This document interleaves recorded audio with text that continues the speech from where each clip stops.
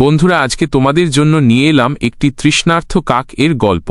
গল্পটি ভালো লাগবে অবশ্যই আমাদের চ্যানেলটি লাইক এবং সাবস্ক্রাইব করতে ভুলবে না। একদিন ভীষণ গরম পড়েছিল, চারপাশে পানি পাওয়া যাচ্ছিল না। তৃষ্ণায় কাকটি খুব কষ্ট পাচ্ছিল।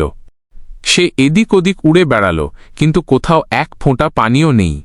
অনেক খোঁজাখুঁজির পর কাকটি একটি মাটির কলসি দেখতে পেল। আনন্দে উড়ে গিয়ে ভেতরে তাকাল। সত্যিই পানি আছে, তবে অনেক নিচে। কাকের ঠোঁট সেখানে পৌঁছাচ্ছিল না। সে বারবার চেষ্টা করল, কিন্তু কোনো লাভ হল না। কাকটি হাল ছাড়ল না। সে ভাবতে লাগল কিভাবে পানি উপরে আনা যায়। চারপাশে তাকিয়ে দেখল অনেক ছোট ছোট পাথর ছড়িয়ে আছে। বুদ্ধিমান কাক একটি কৌশল বের করল। সে ঠোঁট দিয়ে একটি একটি করে পাথর তুলে কলসের ভেতরে ফেলতে শুরু করল। ধীরে ধীরে কলসের পানির স্তর ওপরে উঠতে লাগল। কাক আনন্দে আরও পাথর ফেলতে লাগল।